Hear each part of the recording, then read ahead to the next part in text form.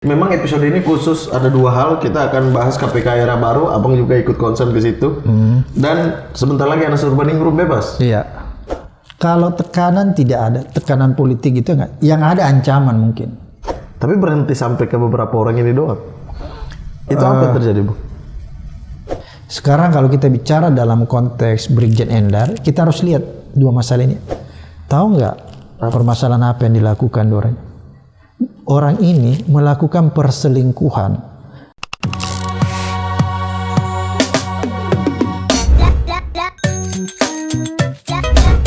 Kopi.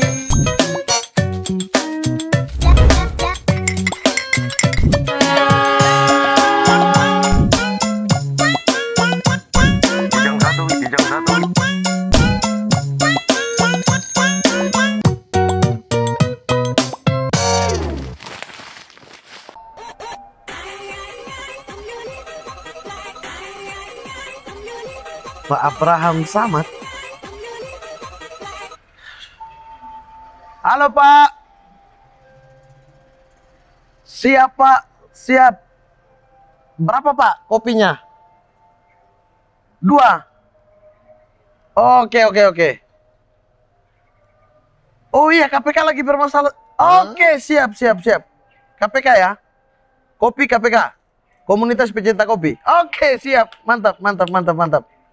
Segera saya meluncur ya Pak ya. 2 kopi. Ya. Oh, sudah saya siapkan Pak. Ini tiba-tiba aja ada di sini Pak. Saya juga tidak tahu Pak. Oke. Assalamualaikum warahmatullahi wabarakatuh. Pak Abraham Samad. Tiba-tiba telepon minta kopi. Untung sudah siap. Memang kreatif banget lah, khas kreatif ini. Krunya gokil dah.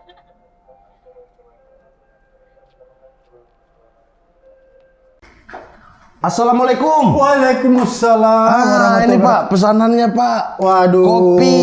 teks Walaupun banget. isinya air. Ya kan, basah kan. Ini. Sip. Kopinya enak banget ini. Jujur aja Pak, berani jujur hebat air putih. Iya, mantap. Air putih. Ini air putih. Gimik doang, kita palsu semua di sini. Alhamdulillah. Halo para maling. Berjumpa lagi di konten terbaik di Republik Indonesia yang menjalankan amanat Undang-Undang Dasar 1945, mencerdaskan kehidupan berbangsa dan bernegara. Gokil. Hari ini kita sudah datang ke ini apa ya sebutannya? Kantor apa kandang? Kandang ya. Kandang kan? Studio. Kandang ya. Ini kandang. Jadi di sini jantan semua di sini. Ayam jantan dari Iya. Jantan semua di sini. Dari sahabat-sahabat maling. Iya kan? Mamat keliling. Bukan maling yang betulan kalau bapak. Sahabatnya kan? Yang menetapkan mereka maling dan bukan bapak lo dulu ya. Iya kan? Mantap. Iya kan? Ini ketua maling Indonesia. Bukan ketua maling, ketua pemberantas maling. Oh, ketua pemberantas maling, tapi maling yang betulan, bukan pemberantas mamat keliling kan? Bukan. Makanya saya harus sowan ke sini nih. Kalau enggak, kalian semua para maling dibubarkan. Kita ini nama fansnya para maling, Pak. Para maling. Pecinta acara mamat keliling. Wah, mantap. Iya. Jadi rutan KPK itu semua para maling gitu. Tapi dalam Saya lihat Mamat tambah ganteng ini. saya memang dari dulu Pak. Dari dulu manis sih, lebih ke manis. Iya, kalau orang dari timur itu selalu manis senyumnya. Iya. Tapi saya beda sama orang timur lain, Pak. Iya. Orang timur lain nggak ada lesung pipi, saya ada, Pak. Oh, saya juga ada. Ada. Spesial berarti. Ya. Pak, sehat, Pak? Alhamdulillah. Luar biasa. Gimana puasanya? Alhamdulillah. Lancar, Pak. Tapi sekarang kesibukannya apa nih, Pak? Kesibukan semenjak ini ya, semenjak after menjadi ketua KPK. Wah, hebat juga nih Mamat tuh pakai bahasa Inggris nih. Iya, saya cuma tahu itu after before. itu TOEFL saya 300, Pak. Biasa Bu Mamat, saya kembali ke dunia saya kan backgroundnya dulu advokat ya. Advokat ya? Ya, kemudian juga ngajar, ceramah-ceramah. Tapi semua berkaitan dengan posisi saya di masa lalu sebagai ketua KPK. Saya tetap lewat jalur itu di luar mengkampanyekan tentang pemberantasan korupsi, mengkampanyekan tentang perlunya pendidikan anti korupsi. Itu yang penting. Karena kalau kita ingin menciptakan sebuah generasi yang kuat, berkarakter, maka kita harus mulai dengan pendidikan anti korupsi. Pendidikannya dulu ya. Ya, mulai dari PAUD sampai perguruan tinggi. Oke. Tapi kalau secara status masih boleh nggak sih mendaftar dan dipilih untuk menjadi anggota KPK? Masih bisa, karena itu kan 2 kali ya. 2 kali ya. Kayak presiden sampai 2 kali, baru setelah itu baru tidak bisa lagi punya hak untuk. Kemarin kan 1 kali kan, 1 periode. Ya. Kenapa tidak memilih untuk mencalonkan diri lagi? Kemarin, karena saya kan sempat tidak berakhir dikriminalisasi ya. Oke, kasus KTP. Ya seperti begitu. Kriminalisasi, saya dengan Pak Bambang Wijayanto, akhirnya kita berhenti. Makanya ya kita tidak lanjut lagi mencalonkan diri. Tidak ada keinginan lagi? Oh, sangat besar keinginan. Cuman saya melihat kalau saya mendaftar lagi sama Pak Bambang Wijayanto itu hari, ada kemungkinan mungkin saya nggak bisa lolos lagi. Karena orang tidak akan menginginkan saya kembali ke KPK. Tapi kan kalau belum pernah dicoba, ya berarti itu kan hanya prasangka. Enggak, begini, bukan prasangka. Di Indonesia ini kan kadang-kadang kita melihat orang baik itu selalu disingkirkan, tidak mendapat tempat. Jadi saya melihat situasi itu. Jangan-jangan kita mau masuk dalam memperbaiki, kita nggak akan terpilih. Itu tapi ada satu kekuatan dari Tuhan. Iya. Yang maha besar. Jika sudah mengatakan jadi, maka jadilah. Jadilah dia. Nah, mau orang buruk disingkirkan, tapi masih ada yang lebih besar dari itu kan. Masuk aja dulu, Bang. Masya Allah. Sama tahu. Ini bagus tausiahnya di bulan suci Ramadan ini. Iya. Bung Mamat memberikan saya tausiah. Kultum. Jadi prasangka buruk terhadap manusia, ya silakan, tapi harus berprasangka baik terhadap Allah Subhanahu Wa Taala. Masya Allah. Kultum. Mantan ketua KPK diceramain. Tapi optimis tidak setelah keluarnya pun dengan kasus ya, dengan ada satu fenomena waktu itu cicak versus buaya ya. Iya, betul sekali. Kan kita tidak pernah punya musuh ya. Iya.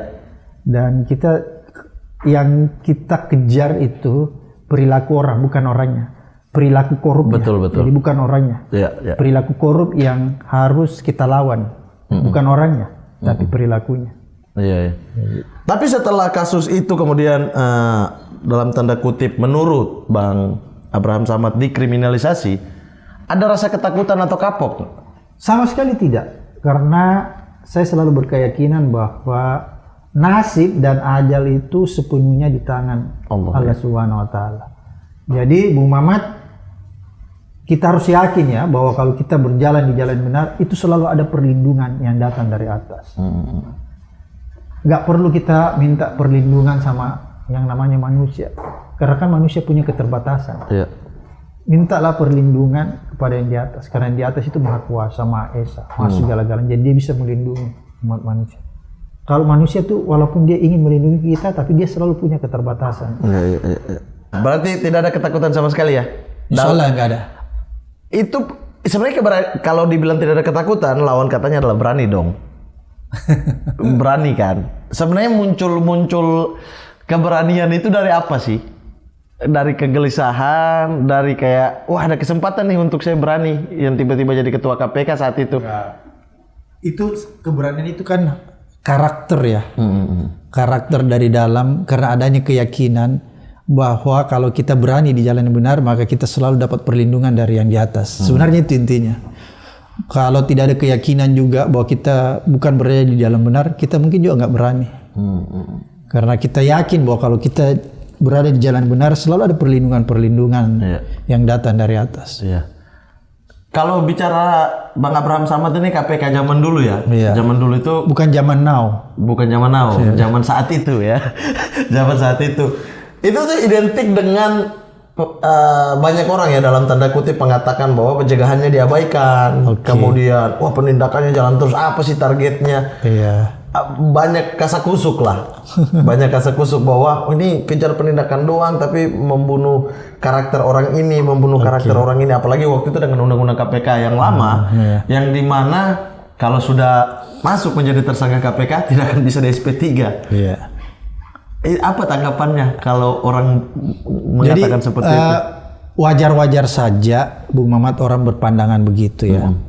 Tapi saya ingin jelaskan bahwa mungkin ada ketidakpahaman orang di luar kalau menyatakan di zaman saya itu kita lebih mengutamakan yang namanya penindakan yang represif, menangkap orang, membawa orang ke pengadilan itu kan namanya penindakan dan mengabaikan pencegahan. Sama sekali tidak. Dulu kita istilahkan itu di roadmap, ada namanya roadmap, itu adalah peta jalan pemberantasan korupsi. Program kita itu namanya pengintegrasian antara pendekatan penindakan yang represif dengan pendekatan pencegahan. Apa itu artinya? Begini, kita integrasikan antara penindakan dan pencegahan. Contohnya begini, kalau misalnya di sebuah institusi kayak pernah kita melakukan penindakan di Kementerian Agama pada saat itu, yang waktu itu menterinya Surya Dharma Ali. Al-Quran ya? Iya, bukan Haji Surya Dharma Ali. Jadi begitu kita tangani secara penindakan, bawa ke pengadilan, pada saat yang bersamaan, tapi itu tidak di cover media, tidak di cover media dan tidak disebarluaskan karena tidak seksi. Bukan hot issue. Pada saat itu kita bersamaan orang KPK, staf KPK masuk di dalam memperbaiki sistem, memperbaiki tata kelola agar pencegahannya berjalan baik. Itu yang disebut pencegahan, memperbaiki sistemnya, memperbaiki tata kelola tentang itu tadi problem haji.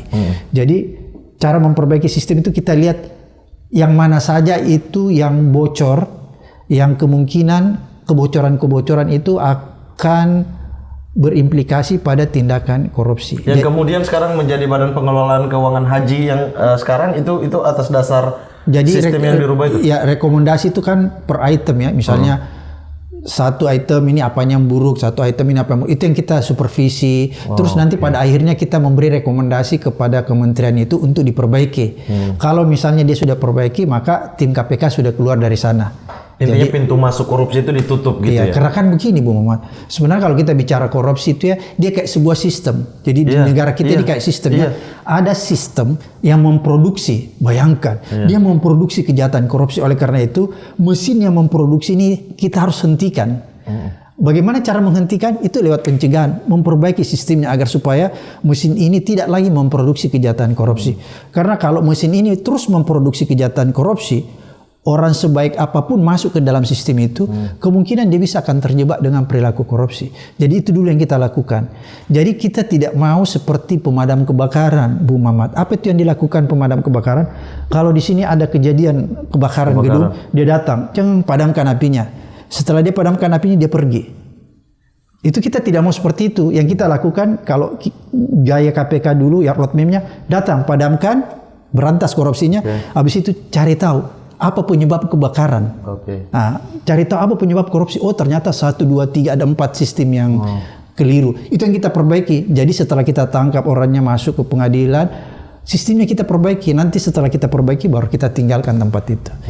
Pemadam kebakaran harus bekerja begitu. Jangan matikan saja, padamkan api, terus dia membiarkan. Sumber api itu dibiarkan. Dia nggak tahu sih kan, dia tahu apa sih yang menjadi penyebab kebakaran. Oh, ternyata korslet listrik. Dia harus memperbaiki gitu. Jadi itu dulu kita istilahkan pengintegrasian antara pendekatan penindakan yang represif dengan pendekatan pencegahan.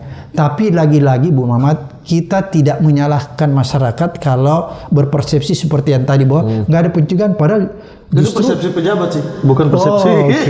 Jadi justru pencegahannya Bu Mamat itu lebih besar dari penindakan. Semua SDM KPK itu lebih besar diarahkan kepada pencegahan. Memperbaiki sistem-sistem ini. Mau tahu buktinya? Penyidik saya waktu saya jadi ketua KPK itu cuma sekitar 200 lebih. Orang yang bekerja di bagian pencegahan itu ada 500-an. Artinya apa? Berarti sumber daya manusia di KPK itu diarahkan untuk memperbaiki sistem. Tapi itu kan yang tidak terbaca, karena yang hiruk pikuk di media adalah ketika ada orang ditangkap, ketika ada orang OTT, itu yang ditangkap. Jadi itu yang jadi heboh. Jadi seolah-olah kayak seperti tadi yang Bu Mamat bilang, dramatisasi apa, kayak semacam heboh. Tapi ya wajar heboh dong. Zaman 3 tahun ya waktu itu ya. 4 tahun saya. 4 tahun ya, masuk ke 4 kemudian ada kasus Cecek versus Buaya. Jadi sebenarnya itu intinya. Lagi pula pencegahan yang kita lakukan bukan sekedar perbaikan sistem, Bu Mamat. Kita juga melakukan yang namanya pendidikan anti korupsi dari PAUD sampai perguruan tinggi. Dan pada saat itu saya masih ingat, saya datang ke Menteri Pendidikan namanya Pak Nuh untuk memasukkan sistem pendidikan anti korupsi dari PAUD sampai perguruan tinggi. Itu masih ada jejak digitalnya. Jadi Tahu yang kantin-kantin jujur itu ya? Iya, salah satu itu cuma bagian terkecil ya. Iya. Maksud saya itu salah satu yang tidak pernah dipublikasikan. Iya.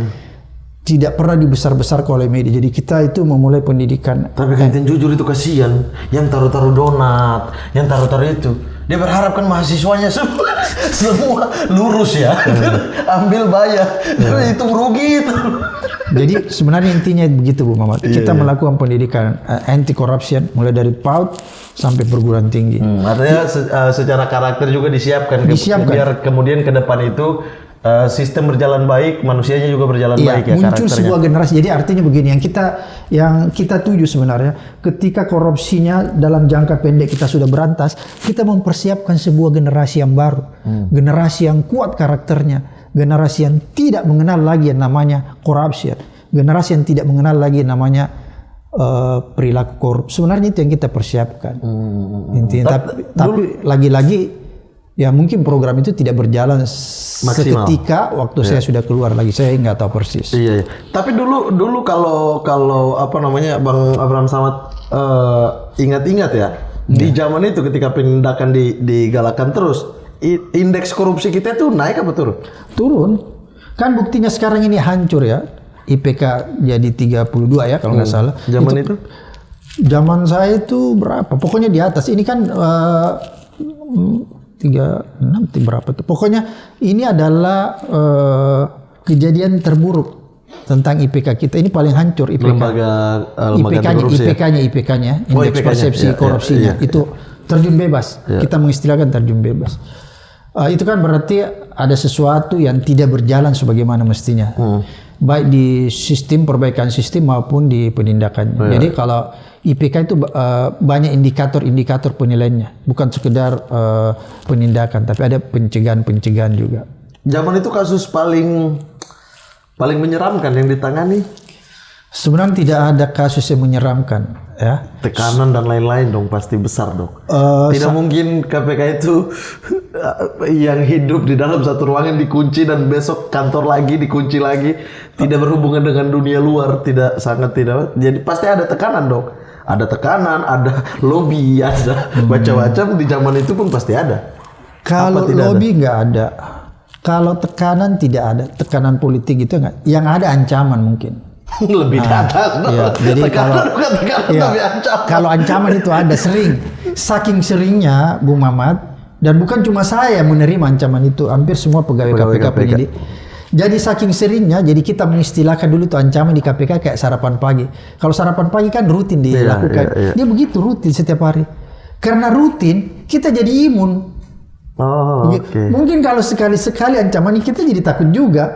Tapi kalau setiap saat tidak pernah dapat ancaman, tiba-tiba dapat ancaman, jadi panik ya. Akhirnya kita menganggap biasa saja, diabaikan saja. Kasus apa yang paling banyak ancaman? Ya semua lah, setiap ada kasus pasti besar ancamannya. Tapi karena sering Bung Mamat, saya yakin kalau Bung Mamat mengalami itu setiap hari mendapat ancaman, pasti jadi imun juga. Jangan, tolong ya, tidak.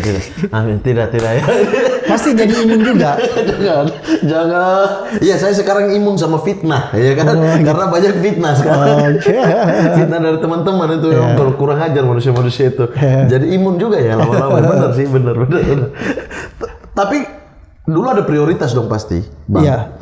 Kalau zaman-zaman KPK-nya terakhir sebelum era yang sekarang, itu kan fokusnya SDA, sumber daya alam. Mereka masuk ke ranah-ranah itu. Kalau dulu prioritasnya apa? Iya, justru kita dulu yang pertama itu sumber daya alam. Sumber daya alam juga. Iya, makanya kalau Mamat lihat yang dikutip Mahfud itu kan hasil analisa KPK di zaman saya, yang bahwa sumber pendapatan dari sumber daya alam kita itu besar sekali.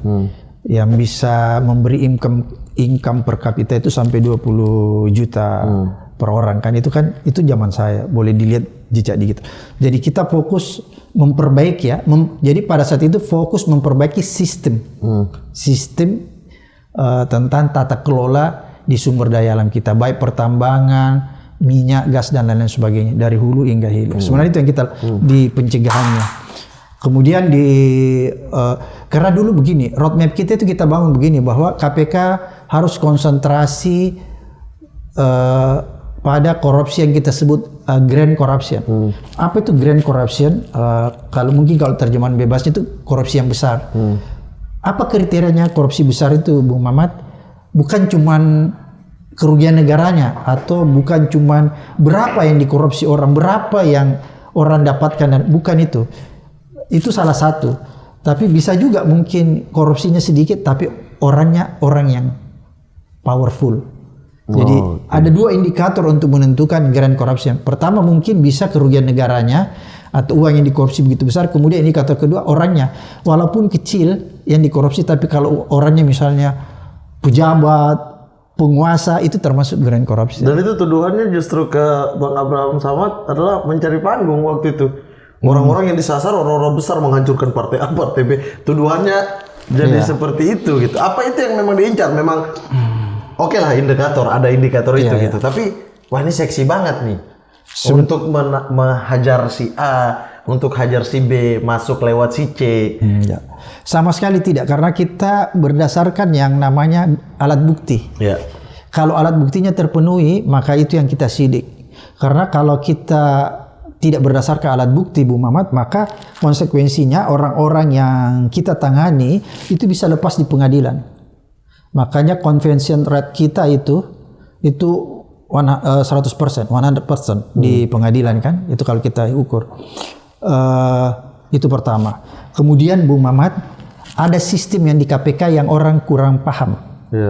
Ada namanya pengambilan keputusan lewat kolektif kolegial. Oke, 5 orang. Iya, apa itu kolektif kolegial? Adalah keputusan yang diambil oleh seluruh pimpinan KPK plus para penyidik. Penyidik juga dilibatkan dalam itu? Dilibatkan dalam pengambilan keputusan untuk perkara. Artinya harus sepakat semua dong? Iya, kalau itu kan ada gelar perkara. Ketika perkara itu mau ditingkatkan dari penyidik, ada namanya gelar perkara.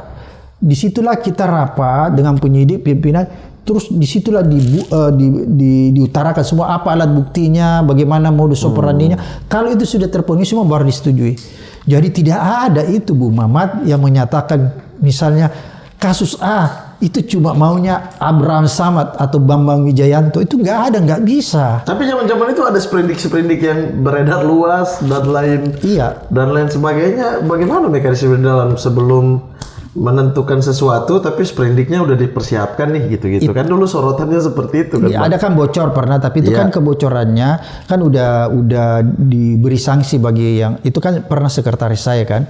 Tapi itu kan dalam persidangan etik pada saat itu dia menyatakan bahwa dia benci dengan koruptor. Jadi sebenarnya kebocorannya itu dia bocorkan sama wartawan. Bukan kebocoran kayak sekarang, dan itu cuma surat perintah penyelidikan, bukan dokumen. Sprindik kan waktu itu. Namanya surat perintah penyelidikan, nggak ada artinya itu. Dan orang heboh, wah si A akan jadi tersangka. Jadi sebenarnya itu karena intinya. Dulu KPK kalau udah menyidik udah repot bang. Oh begitu. Iya, susah sekali untuk dia dibebaskan dari status penyidikan, pasti naik tuh rata-rata dari penyidikan PSK. Oke, karena memang dia tidak mengenal SP3. Iya. Oleh karena dia tidak mengenal SP3, maka dalam proses penyelidikannya dia harus firm betul tentang alat bukti. Makanya kalau di dalam KUHP, Kitab Undang-Undang Hukum Acara Pidana itu kan dikatakan bahwa 2 alat bukti itu sudah terpenuhi untuk menetapkan kasus itu menjadi kasus korupsi naik dan status ke penyidikan dan ada tersangka. Itu kalau dalam KUHP. Tapi kalau di KPK, Bu Mamat, saking harus firmnya sebuah perkara, itu kita tidak memakai 2 alat bukti, minimal 3 alat bukti. Karena kita tidak mengenal SP3, begitu dia naik, dia nggak bisa di SP3. Makanya kalau cuma 2 alat bukti kita belum tetapkan orang itu sebagai tersangka. Nanti 3. Jadi lebih kuat. Iya, makanya nggak pernah ada yang lepas di pengadilan. Karena itu pengadilan pernah nggak di zaman abang? Kasus itulah yang membuat saya tersingkir dari KPK. Yang Anda tadi katakan cicak buaya. Iya. Jadi begitu. Ya tapi berarti artinya di pra-peradilan pernah kalah KPK zaman abang ya? Tapi sebenarnya begini, kalau Anda mau lihat konteks pra peradilan itu sebenarnya bukan tentang sah tidaknya status tersangka orang, tapi pra peradilan itu kalau yang diatur dalam KUHP adalah salah tidaknya seseorang itu ditahan atau ditangkap. Itu sebenarnya, makanya itu yang jadi persoalan. Jadi tentang status tersangka itu bukan ruang lingkup pra peradilan sebenarnya. Makanya kita ketawa-ketawa aja lihat putusan itu. Tapi habis itu abang, iya, jadi itu membuktikan bahwa itu kan sebenarnya bukan konteks pra peradilan. Konteks pra peradilan itu yang ada di dalam KUHP adalah sah tidaknya penahanan. Satu, silakan dibuka sah tidaknya penangkapan. Itu konteksnya pra peradilan, bukan tentang status orang sebagai tersangka. iya. Bang, dendam gak sih ketika dilengsarkan jadi Oh, sama sekali Ketua enggak. Sama sekali tidak. ada satu rasa yang gak akan saya balas kalian semua? Oh enggak, karena begini Bung Mamat. Penegakan hukum itu tidak boleh didasari oleh dendam. Oke. Ya, tidak boleh didasari oleh dendam. Karena kalau didasari oleh dendam, maka penegakan hukum itu tidak akan berjalan sebagaimana mestinya.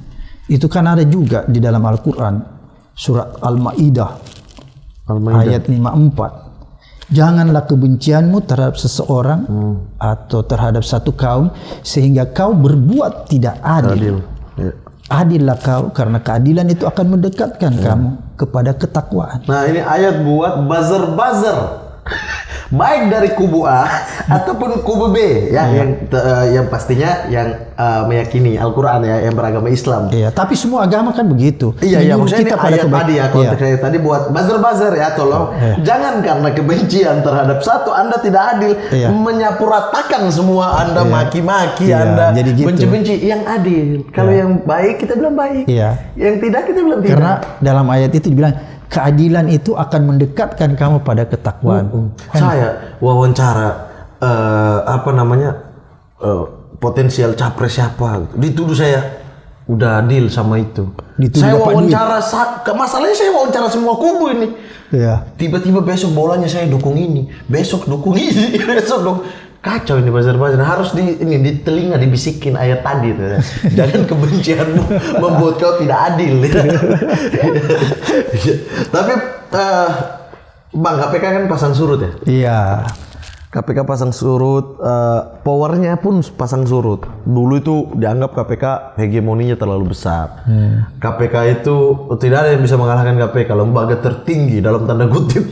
Artinya kalau dia sudah panggil orang, wah udah nih, siap-siap naik ke penyelidikan, siap-siap naik ke penyidikan nih. Kalau dia udah tetapkan tersangka, dia tidak bisa cabut lagi, dia SP3 lagi tidak bisa.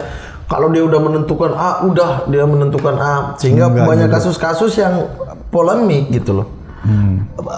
Sekarang ada undang-undang baru, Bang. Iya. Undang-undang baru lebih rapi, lebih mengatur bahwa bisa SP3.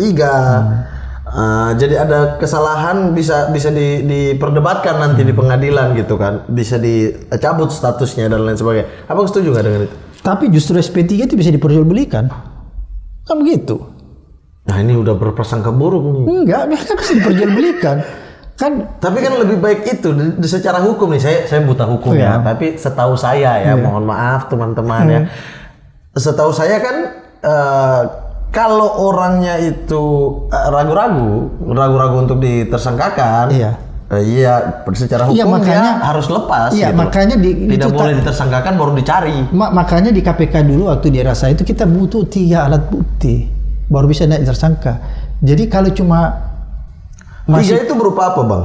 Keterangan saksi masuk nggak? Enggak, maksudnya ada 3 komponen yang bisa dijadikan alat bukti. Kan kalau itu kan kalau Anda bicara barang bukti, keterangan saksi, misalnya kan ada petunjuk, keterangan terdakwa, kan gitu, dokumen dan lain sebagainya. Jadi dia harus terpenuhi 3 alat bukti. Kalau dalam KUHP kan 2 ya. Karena apa? Karena itu tadi kita tidak punya lagi mekanisme SP3. Makanya sebelum kasus itu naik ke penyidikan, dia sudah betul-betul harus kuat. Karena begini, kalau kita memang tidak kuat, maka konsekuensinya di pengadilan kasus itu bisa lepas. Tapi kan enggak. Sebenarnya itu intinya. Yang berproses ya. Bang, KPK dulu dengan segede itu, hakim juga ragu-ragu kalau mau melepas tersangka. Dia dituduh macam-macam walaupun keyakinan dia ini orang nggak bersalah nih. Tapi dengan aduh ini KPK lagi gitu, jadi bisa ambigu juga putusan dia karena kekuatan KPK saat itu tuh indeks kepercayaan publik terhadap KPK itu melebihi kepuasan terhadap presiden saat itu ya. Enggak lah. Itu kan persepsi ya menurut saya. Itu kan survei. Iya. Jadi orang lebih dengar KPK daripada presiden saat itu. Kalau saya Ada baik buruknya sih menurut. Ya, kalau saya melihat secara jujur undang-undang KPK sekarang justru melemahkan. Oke. Dari sisi mana bang? Oh banyak. Ya. Misalnya izin penyadapan, Harus izin izin dan penggeledahan, lain-lain. harus dewan pengawas Iya, saya dan lain setuju juga. sebagainya. Bagaimana Anda bisa memastikan bahwa izin-izin itu bukan membuat nanti bahwa operasi yang kita mau lakukan itu akan bocor?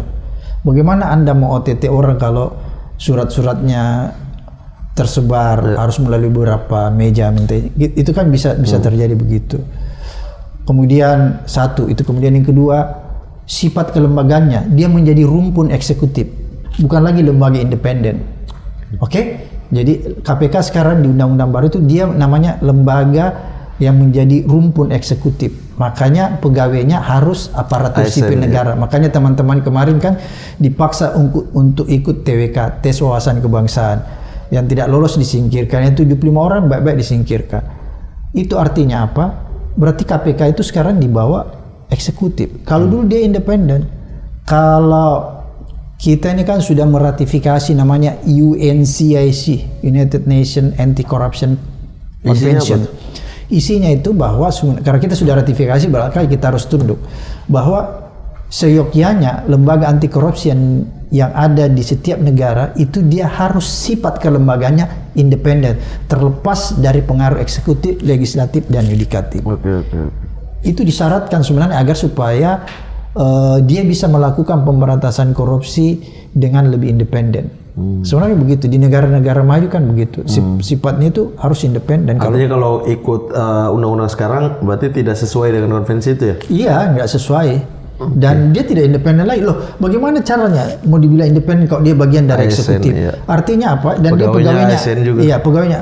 Jadi itu kan gampang sekali menelisik bahwa apakah undang-undang KPK sekarang itu lebih buruk atau lebih baik. Kalau saya sih sebagai background saya kan orang hukum ya, melihat tidak ada satupun dasar yang bisa dikatakan undang-undang ini lebih bagus atau menguatkan KPK. Tapi hampir sebagian besar undang-undang itu. Secara pendanaan mungkin. Dulu kan abang juga ikut mengeluhkan, ini dana KPK ini kurang, kita butuh gedung yang lebih. Iya. Di zaman itu kan, menuntut kepada pemerintah. Mungkin dengan masukan gini ada sisi baiknya ya. Saya tidak bilang undang-undang ini jadi membuat baik, enggak. Saya juga sepakat dengan abang. Ini undang-undang lebih banyak celah yang bisa membuat KPK itu menjadi lemah gitu.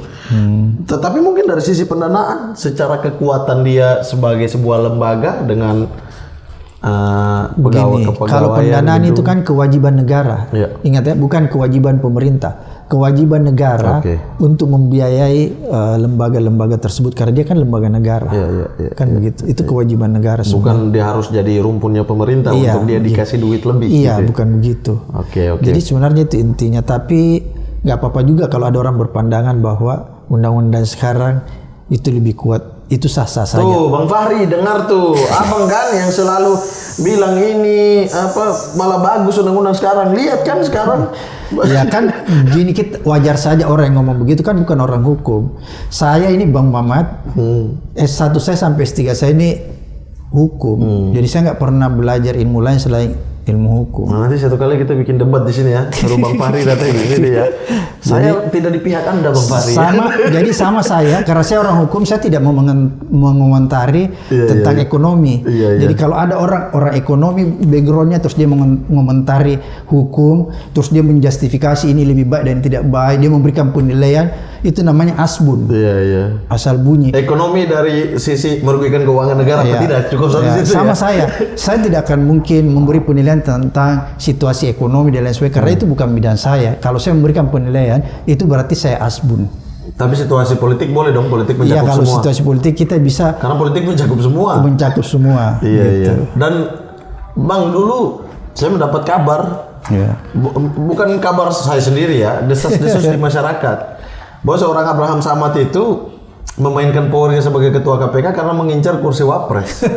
Menarik Sempat ini, kan? Menarik Sempat ini ada isu pertanyaannya begitu kan? ya. Menarik pertanyaan. Benar nggak? Sama sekali tidak benar. Karena saya tidak pernah bercita-cita jadi wakil presiden. Kalaupun ada pada saat itu kan survei. Oke. Survei yang dilakukan media Indonesia dan Anda bisa lihat, Anda bisa googling kembali tahun segitu. Itu kan banyak lembaga survei yang memasukkan nama, tapi kan bukan saya. Kalau ditawarin nggak ada keinginan. Kan gitu. Jadi bukan saya. Dan menurut saya kenapa sampai surveinya sedemikian tiba-tiba melejit? Karena mungkin pada saat itu KPK itu menjadi lembaga yang dipuji-puji, yang diminati ya, yang dapat kepercayaan dari masyarakat, ya kepercayaan publik sangat tinggi terhadap dia, sehingga itu otomatis berimplikasi kepada komisionernya. Itu aja sih sebenarnya.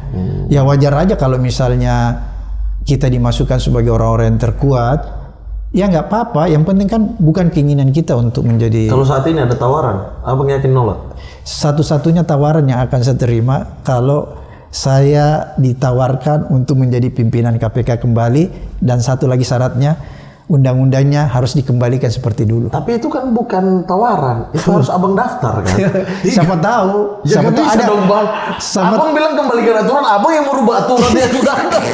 Jadi sama aja. Siapa tahu ada. Daftar dulu. Siapa tahu ada tawaran untuk mempersilahkan saya mendaftar supaya fair gitu kan. Ya daftar mah semua orang boleh dong. Nah ini kita harus berlaku adil kan, saya kritis ini. Oh iya ini harus berlaku adil nih. Ya abang daftar dulu di situ. Kalau abang dari awal nggak mau daftar tapi tunggu tawaran, melanggar juga undang-undang. Nih nasihat buat abang. Gokil. Tapi bang, dulu abang memegang kasus itu luar biasa, gila-gilaan. Hambalang dia bang ya? Iya, Hambalang. Iya, jadi memang episode ini khusus ada dua hal. Kita akan bahas KPK era baru. Abang juga ikut concern ke situ. Dan sebentar lagi Anas Urbaningrum bebas. Iya. Iya nggak apa-apa. Saya ingin bertanya bang sebenarnya. Saya Senturi bukan ya bang ya? Sebelumnya. Sebelumnya tapi lanjutan dari abang. Meneruskan. Sebelumnya Pak Antasari kan? Iya, meneruskan. Antasari Azhar, kemudian diteruskanlah oleh Pak Abraham Samad. Iya. Akhirnya ada tersangka juga di situ. Iya. Tuh. Kemudian Hambalang. Iya. Yang lingkarannya itu lingkaran-lingkaran yang dekat dengan pemerintahan saat itu. Iya. Iya kan? Hambalang nih bang. Berhenti sampai ke orang-orang ini. Abang yakin penindakan di KPK sudah 100% benar atau memang ya udah cukup sampai situ ya. Kok boleh nih si A, si B, si C tapi jangan masuk sampai ke dalam. Karena begitu banyak nama yang dikeluarkan Hambalang berpengaruh kepada kongres salah satu partai. Itu press release daripada KPK sendiri kan saat itu kan. Iya. Uang-uang itu dipakai untuk kongres bla bla bla dan lain-lain. Tapi berhenti sampai ke beberapa orang ini doang. Itu apa yang terjadi, Bu?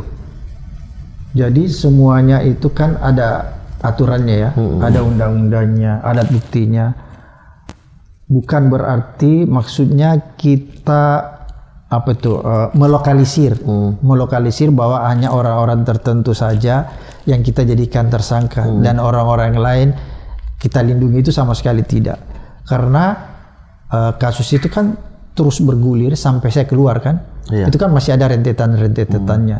Jadi menurut saya masih jalan waktu saya keluar. Ya kalau misalnya sampai hari ini tersendat, ya saya nggak tahu kan gitu. Tapi waktu saya kan keluar nggak sampai selesai. Tapi saya masih memonitor, masih ada 1, 2, 3 yang masih rentetan. Kalau mau ditanya kenapa sampai tidak tuntas, ya saya nggak tahu juga karena saya sudah di luar. Tapi menurut saya masih jalan kok waktu saya selesai dari. Ya, tapi waktu abang di dalam pun tidak jauh. Artinya ya kayak kita sudah tahu aja siapa yang akan tersangka gitu, nama A, nama B, nama C. Walaupun putusannya beda-beda ya. Ada yang memang di kementerian itu putusannya cuma sedikit. Dan itu berbahaya juga bang karena dihubung-hubungkan abang satu suku sama orang yang di dalam saat itu juga. Ya tapi kan buktinya saya tetap independen kan, orang itu tetap jadi tersangka. Tapi secara putusan dan lain-lain, tuntutan dan lain-lain dengan si A dan si B, sementara proyeknya dari kementerian yang dia pimpin. Kok putusannya segini? Kan kalau putusan itu, Bung Mamat, itu diputuskan oleh pengadilan kan? Iya, secara tuntutan. Tuntutannya semua tinggi. Sama. Cuman kan putusannya yang berbeda-beda. Putusan yang berbeda ya. Iya. Tapi tidak ada terusan dari zaman abang, tidak ada masuk sampai kepada akar-akarnya waktu itu? Memang bertahap sehingga ketika keluar sudah tidak sempat memonitor, apa memang udah ada, oh ini segini nih, saya akan masuk sampai dalam-dalamnya kalau waktu saya cukup gitu. Ya. Udah ada seperti itu? Jadi saya yakin orang-orang di KPK itu akan tetap masuk terus kalau memang ada alat bukti yang mengarahkan ke sana. Jadi saya tidak bisa seuzon juga kan gitu. Walaupun memang saya tidak sampai selesai di sana, jadi saya nggak tahu lagi perkembangannya. Tapi saya yakin tidak akan mungkin juga teman-teman di dalam menghentikan itu kalau masih ada orang-orang yang bisa dijadikan tersangka. Gitu sih. Tapi itu sih pandangan saya. Di ending abang sudah tidak urus karena sudah terlanjur keluar ya. Bukan tidak urus. Saya sudah terlanjur keluar kan nggak bisa memang dong, tidak bisa urus dong. Tidak punya kewenangan lagi. Tidak punya kewenangan lagi gitu. Ada salah satu tersangka yang dituntut apa diputuskan, dicabut hak politiknya sementara yang lain tidak. Banyak orang mengatakan ini titipan. Enggak semua begitu, rata-rata ada hak politik, ada terus tapi ada yang diputuskan oleh hakim diterima, ada yang tidak. Jadi hakimnya yang memutus. Ada yang tetap dicabut hak politik, ada yang tidak dicabut hak politik, tapi ada yang dicabut haknya untuk menjadi pejabat negara, kan begitu. Jadi beda-beda. 100% abang mau mengatakan KPK zaman itu menelusuri kasus ini tidak by order.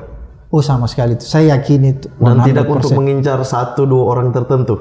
Sama sekali tidak. Karena kan kita tahu konflik yang terjadi di antara mereka juga ya. Kita tahu itu. Karena kan begitu. Semua partai pada zaman saya itu kan kita tidak beda-bedakan. Bahkan kalau Anda bilang justru pada saat itu kan partai yang lagi memimpin Demokrat. Hambalang itu kan Demokrat. Tapi kan konflik yang terjadi adalah ada orang yang menang di Kongres tanpa. Enggak, karena kita tidak masuk di Kongres itu. Kan kita tidak menghalangi Kongres itu, sudah terpilih ketua apa dan lain justru sebagainya. itu. Ya. Tapi yang kubu satunya tidak menghendaki dia menjadi ketua. Oh, saya nggak tahu itu. Tidak masuk sampai ke situ. Ini saya baru tahu dari Anda bahwa kubu satu tidak mengendaki. Abang suka jebak-jebak balik ini apa? Enggak, saya baru tahu ini karena saya kan bukan orang politik, jadi saya nggak ngerti.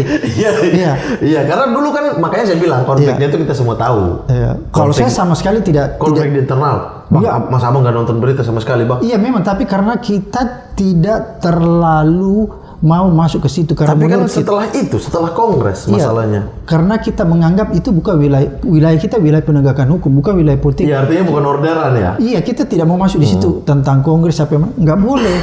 Itu kalau ada penegak hukum masuk di area itu bukan penegak hukum. Iya, tapi kan aliran dananya ke situ kan harus masuk dong, Bang. Iya, makanya saya bilang semua orang yang kita jadikan tersangka itu orang-orang yang memang terbukti mendapatkan atau terlibat di dalam kasus Hambalang itu. Bukan orderan karena konflik salah satu partai, bukan sama begitu ya? Tidak. Sama sekali tidak ya, tidak berdasarkan itu ya.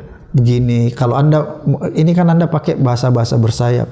Kalau mau orderan, Alfian itu anak emas si SBY.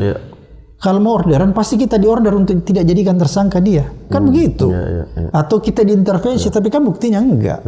Kan karena begitu. Isu itu sangat, isu itu dari tersangka juga sih, tersangka yang satu. Tapi begini, Bung Mamat, hal-hal yang begitu itu wajar. Ya. Kalau kita di penegak hukum kita mau menanggapi semua isu, maka kita tidak akan pernah bisa bekerja. Misalnya kita mau tangani kasus ini, waduh kita takut nanti ini dibilang, wah ini main politik nih, cuma menyasar. Enggak, tidak pernah akan kita melakukan pemberantasan. Jadi tutup telinga itu, Anda berjalan di rel yang sebenarnya. Intinya ada 3 alat bukti ya, bukan 2. 3 alat bukti sikat. Ya. Sikat. Jadi menurut saya begitu. Jangan karena kita takut dibilang ini wilayah politik sehingga kita menghindar. Kalau kita menghindar berarti kita tidak bisa melakukan pemberantasan korupsi di sektor itu. Sebenarnya sih intinya itu. Jadi kita harus tetap masuk. Artinya mau yang berkuasa, mau yang oposisi, ketika ada buktinya. Yang penting begini, harus alat bukti. Itu aja pijakan kita. Kalau tidak ada alat bukti, jangan dong. Karena itu namanya kan mensalimi orang, dendam. Dan ingat, sistem di KPK itu, Bung Mamat, yang saya tadi bilang kolektif kolegial, nggak bisa satu orang yang menentukan. Nggak bisa satu orang menentukan, atau ada pimpinan yang punya agenda-agenda tersendiri, atau penyidik yang punya agenda kan nggak bisa, karena ada kan forum rapim. Forum rapim itu rapat pimpinan plus gelar perkara, itu dihadirkan semua penyidik, penyelidik, penuntut, plus seluruh pimpinan KPK 5 orang. Disitulah diambil keputusan apakah kasus itu ditingkatkan dari penyelidikan ke penyidikan dan siapa tersangkanya. Jadi kalau forum itu tidak menyetujui, nggak bisa. Jadi nggak bisa ada orang bermain sendiri-sendiri. Beda kalau di Kejaksaan Agung atau kepolisian karena dia sistemnya kan sistem otoritas kepala. Makanya dia kepala Kejaksaan Agung, kepala kepolisian. Karena sistem di KPK itu kolektif kolegial, maka diistilahkan ketua, bukan kepala KPK, ketua KPK. Jadi ketua itu kayak koordinator aja kan? Iya. Gitu. Ya, mengkoordinir semuanya. Mengkoordinir saja. Bukan dia punya otoritas kepala mutlak. Badan Pemberantasan Korupsi, bukan kepala ya. Bukan otoritasnya ada di tangan mereka. Jadi kalau ada tersangka ngomong cuap-cuap di luar, saya itu jadi tersangka di KPK karena BW Bambang Wijayanto atau Abraham Samad itu dendam sama saya, atau Bambang Wijayanto atau Abraham Samad dititip. Nggak bisa dong. Itu kan ada Pak Busro orang tua di sana, ada Pak Zulkarnain mantan jaksa senior, ada Pak Adnan Pandu.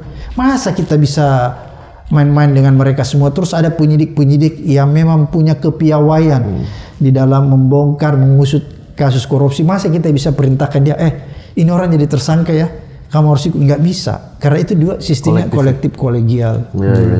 Disitulah sifat saling kontrolnya.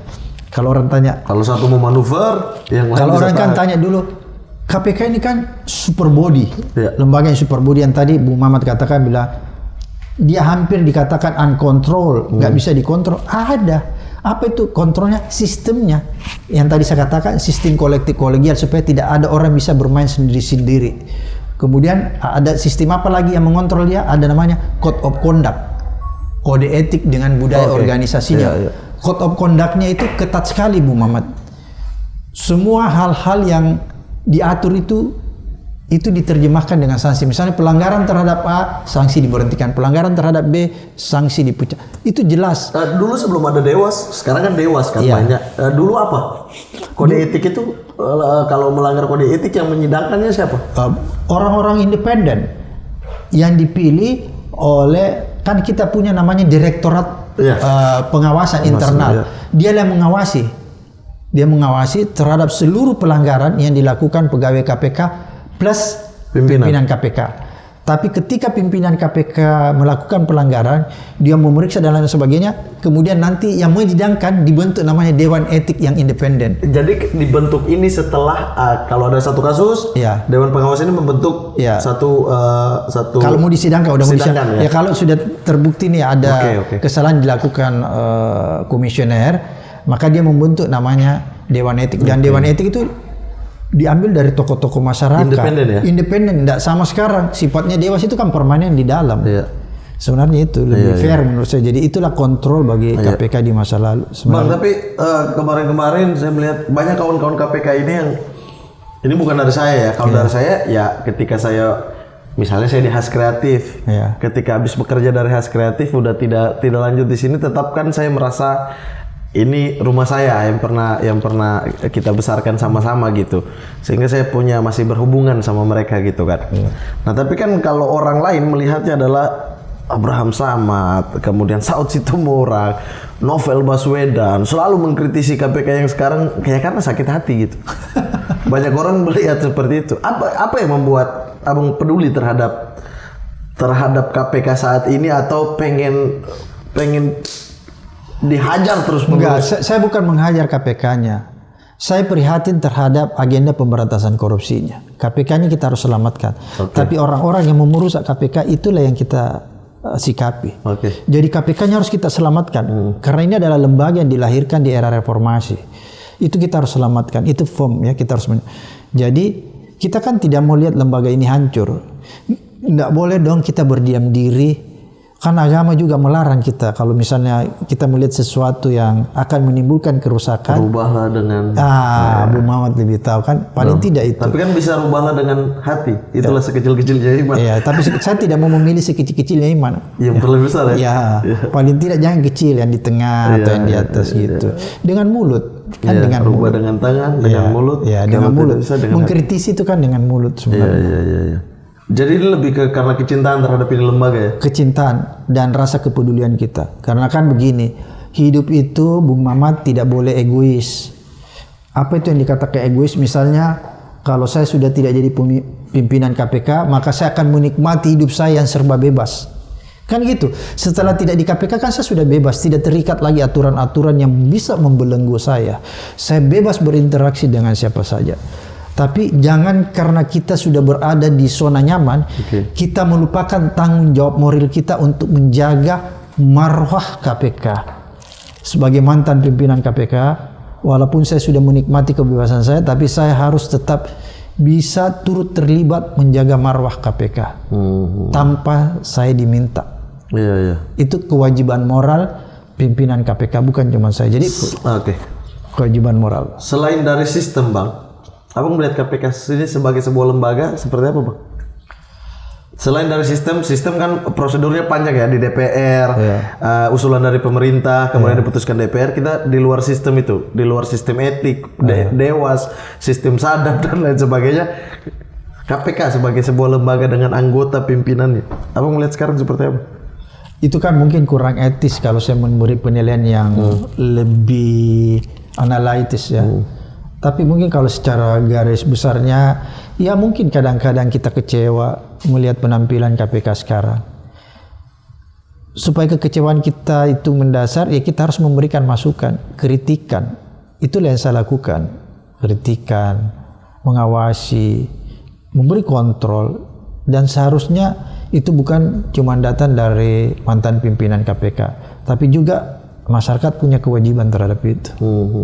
Kalau Abang kan pernah mengalami masa di mana terjadi konflik juga, walaupun KPK versus luar. Saat ini ya KPK dengan di dalamnya internalnya ada mutasi direktur, Pak Endar ya kemarin. Sesuai nggak aturan? Ini menurut kacamata advokat. Bukan sebagai mantan pimpinan KPK ya. Sebenarnya begini. Ada dua alasan orang itu bisa dipulangkan di KPK kembali ke instansi asalnya. Pertama, kalau masa tugasnya sudah berakhir. Ini versi undang-undang baru ya? Iya, undang-undang baru dan undang-undang lama. Sama ya? Sama. Kalau masa tugasnya berakhir, maka orang itu bisa dipulangkan. Kalau tidak diperpanjang. Tapi kalau dia diperpanjang, maka kewajiban KPK untuk meneruskan masa tugas itu kalau dia diperpanjang. Kalau memang kinerjanya baik? Iya, kalau dia diperpanjang. Kalau dia diperpanjang dari instansi asalnya berarti kan kinerjanya bagus. Gitu kan. Itu yang pertama. Kalau tidak diperpanjang maka dia boleh dibalikkan. Kemudian yang kedua, bisa saja masa tugasnya belum berakhir, tapi kalau dia melakukan pelanggaran, termasuk pelanggaran etik, maka kewajiban pimpinan KPK untuk memulangkan. Sekarang kalau kita bicara dalam konteks Brigjen Endar, kita harus lihat dua masalah ini. Apa terpenuhi?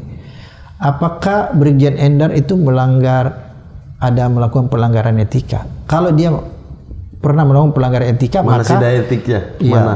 Maka memang dia wajib dipulangkan ke instansi asalnya. Kemudian yang kedua kita lihat apakah masa tugasnya sudah berakhir. Setelah kita lihat katanya sudah berakhir, tapi kan ada perpanjangan dari Kapolri. Oleh karena itu sebenarnya tidak ideal dia dipulangkan karena ada perpanjangan. Oleh karena itu menurut saya kalau zaman dulu yang kita tempuh itu harus ada koordinasi antara pimpinan KPK dan Kapolri sebagai instansi asal yang bersangkutan. Harus dikoordinasikan. Misalnya ketika dia memulangkan, harusnya pimpinan KPK mengkoordinasikan pihak kepolisian. Ini ada perpanjangan nggak? Kalau dibilang ada, kalau begitu saya nggak pulangkan. Harusnya di situ koordinasi supaya. Berarti artinya KPK sendiri tidak bisa memulangkan atau memperpanjang, harus dari sana. Enggak, KPK. Ketika dia masa habis, itu yang narik adalah kepolisian. KPK memulangkan. Kan habis kan? Iya, habis KPK memulangkan apa ditarik oleh kepolisian. Karena yang punya SK yang mana nih? Kan begini. Kan itu ada kriteria kalau zaman saya itu 4 tahun ya.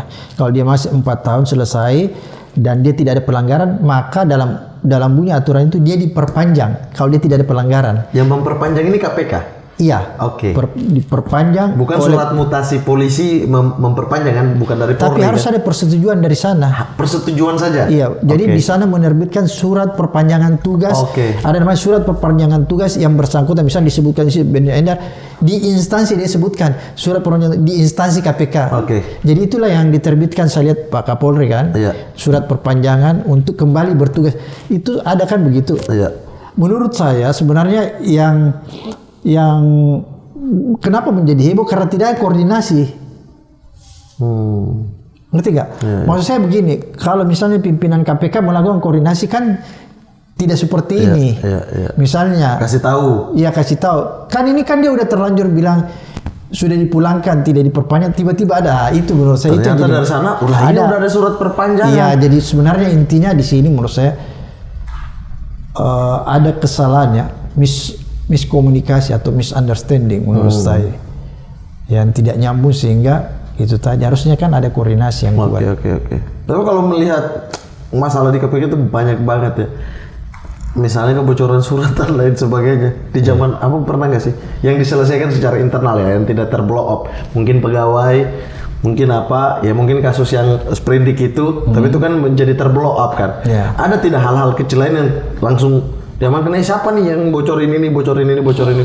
Karena di budaya organisasi KPK itu, budaya organisasi itu kalau di perusahaan apa ya, corporate value ya, corporate value-nya itu sudah mengatur kalau pelanggaran A sanksi A, pelanggaran B sanksi B. Makanya di budaya organisasi KPK dan Code of Conduct itu disebutkan pelanggaran yang terjadi di institusi KPK itu menganut sistem zero tolerance.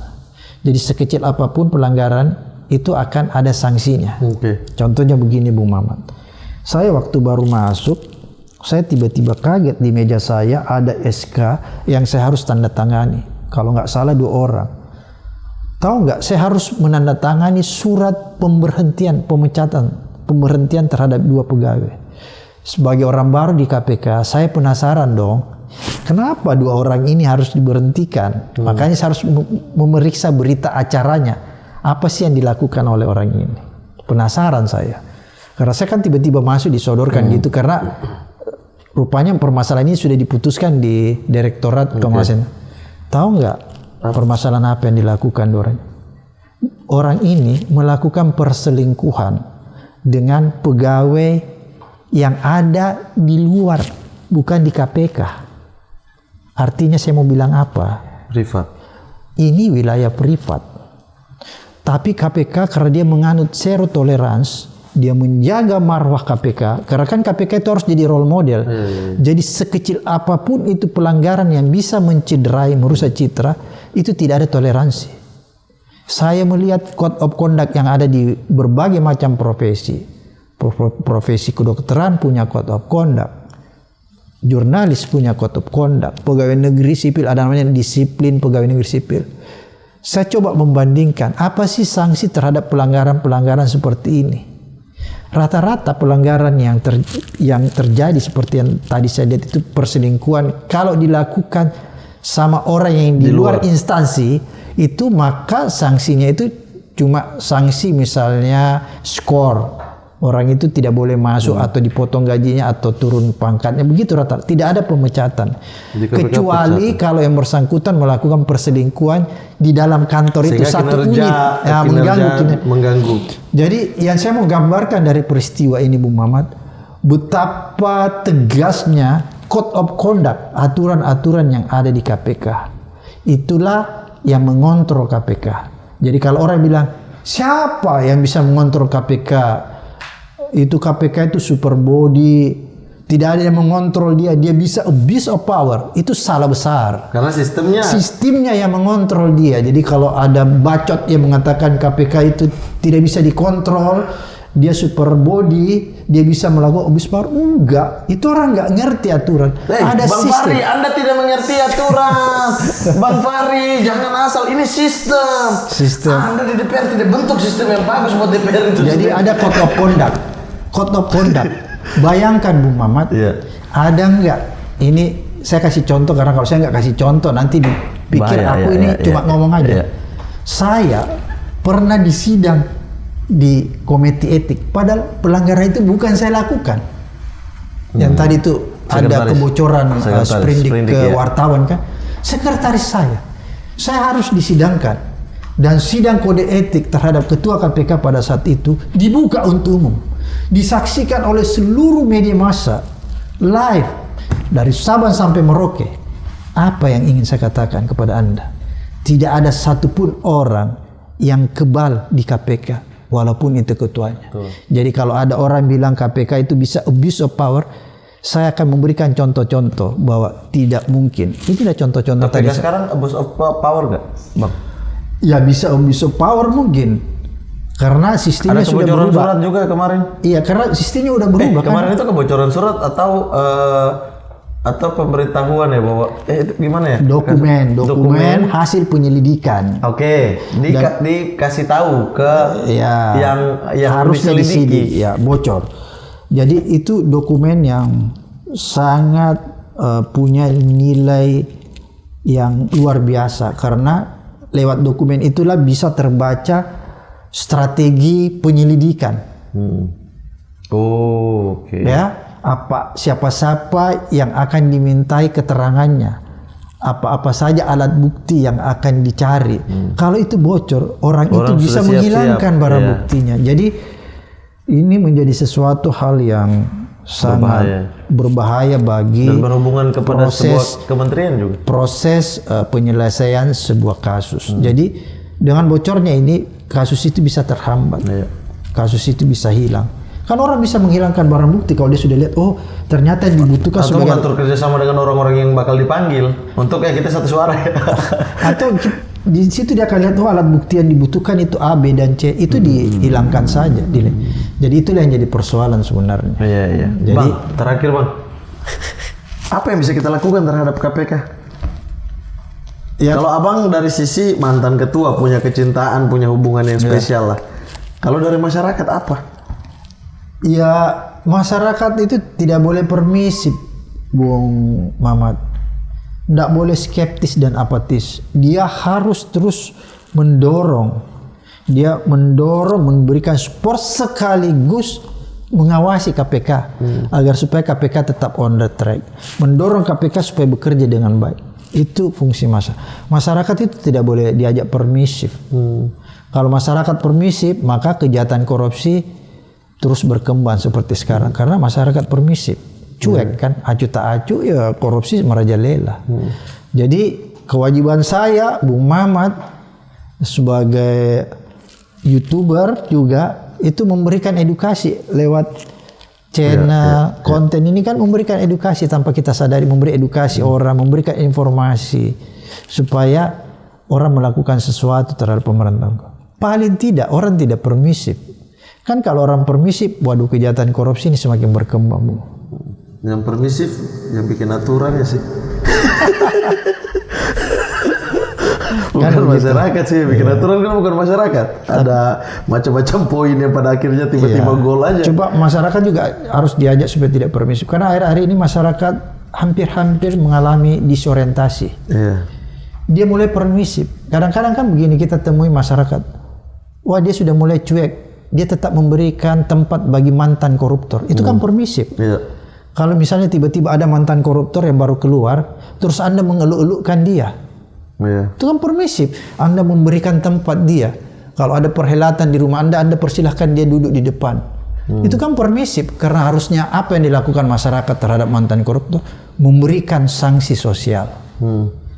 Karena kalau Anda tidak berikan sanksi, Negara aja tidak memberikan sanksi sosial, perampasan aset. oke. Dan Karena kita tahu, dimiskinkan karena oleh kita tahu bahwa hukum kita serta negara kita tidak memberikan, bukan sanksi sosial, tidak memberikan sanksi hukuman yang maksimal yang bisa memberikan deterrent effect. Orang menjadi takut, maka fungsi kita sebagai rakyat, kita memberikan dia sanksi. Kan dia nggak bisa. Tapi tidak adil dong Bang, setelah dia diputuskan bersalah misalnya 3 tahun, Ya. kemudian dia menjalani 3 tahun itu sesuai Ya. agenda negara, sesuai hukum yang Ya. berada di negara itu. Artinya ketika dia selesai dari situ, ketika dia keluar, statusnya tetap harus kita ingat dia mantan koruptor. Ya. Memberikan pembatasan di pejabat dan lain. Tapi kalau datang ke rumah Bang, datang ke rumah, jadi udah cuci dosanya ibaratnya gitu ya. Ya.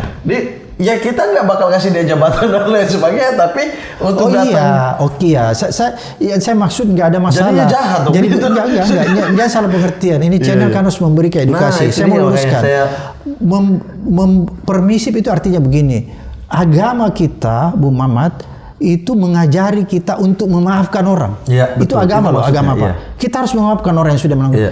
Tapi bukan berarti kita memberikan dia privilege. Ruang lagi. Iya. You memberikan dia penghargaan, memberikan dia tempat, itu namanya privilege. Atau memberikan dia komisaris BUMN. Ya. Itu kan memberikan privilege Jabatan, dia, ya. gitu ya. Mengeluk-elukkan dia. Begitu dia keluar, Anda bisa mencalonkan lagi dia jadi bupati. Iya. Oh iya, banyak tuh. Itu kan banyak yang begitu. Banyak tuh. Dilulukan lagi. Dilulukan. Itu yang menurut saya yang tidak boleh. Bukan berarti kita harus bukan. Iya. Kita harus memaafkan, Iya. tapi kita tidak boleh Kalau datang ke rumah silaturahmi boleh-boleh Oh, aja. iya, boleh-boleh Tetapi aja. pembatasannya dalam hal publik ya. Iya, saya itu silakan. Iya. Bisa saya orang bekas koruptor, saya mungkin pelukan juga nggak ada masalah. Iya. Saya tidak mau, tapi saya tidak boleh memberikan privilege. Iya. Karena kalau saya memberikan Dalam privilege, hal-hal yang berhubungan dengan publik iya, tentunya. kalau saya memberikan privilege, berarti saya tidak memberikan pendidikan anti korupsi. Karena salah satu bagian dari pendidikan anti korupsi itu adalah tidak memberikan ruang, Iya. memberikan privilege bagi mantan koruptor. Iya. Itu harapan Bang Abraham Samad kepada masyarakat. Harapan kita semua, bukan Iya. harapan Abraham. Tapi masyarakat juga punya harapan dong. Jangan berburuk sangka, daftar lagi. Bang, terima kasih banyak. Terima kasih banyak. Sehat selalu, Bang. Luar biasa. Yang paling penting bahagia sih. Apapun profesinya saat ini, apapun yang Iya, akan kita dikerjakan nanti. membahagiakan diri. Iya, kalau dengan memberantas korupsi Abang lebih bahagia, silahkan. Iya. Silahkan berantas Dengan korupsi. stand up komedi kita lebih bahagia, kita bisa mengkritik. Betul, gitu. dari dalam mau dari luar, silahkan saja. Yang penting kuncinya bahagia. Dan Kalau sarung korupsi kan ini tidak mungkin bagus bahagia. banget nih sarungnya. Iya, ini kebetulan sarung apa ya? Aduh, mau sebut tapi belum masuk lagi di kita. Iya, ini sarung maling ya. Sarung yang memang saya maling. Ini saya maling dari teman saya. Ini menandakan egalitarian. Iya. Ya, sandal jepit plus sarung itu adalah egalitarian. Betul. Merakyat ya. Iya. Bukan wong cilik tapi merakyat aja. Jadi egalitarian plus inilah Indonesia. Iya, tapi ini merah, sebut wong cilik bahaya nih. Nggak apa-apa, inilah Indonesia. Nanti dipotong, wah sarungnya wong cilik gitu. Bang Samad, terima kasih banyak, sehat selalu. Sehat selalu. Salam buat keluarga di Sulawesi maupun keluarga yang di Jakarta. Sama-sama. Siap. Dan teman-teman para maling jangan lupa untuk subscribe, like, comment, share, dan terserah kalian mau nonton apa tidak, saya tidak peduli ya. Kalau kalian mau mendapatkan informasi silahkan nonton. Kalau tidak juga bodoh amat dengan kalian. Kami. Iya, tapi para maling pasti nonton. Para maling, noiser, saya bikin ini kubu-kubu. Para maling, noiser. Pasti nonton mereka. Kalau begitu saya Muhammad Al-Katiri pamit. Terima kasih banyak. Assalamualaikum warahmatullahi wabarakatuh. Sehat selalu teman-teman semua.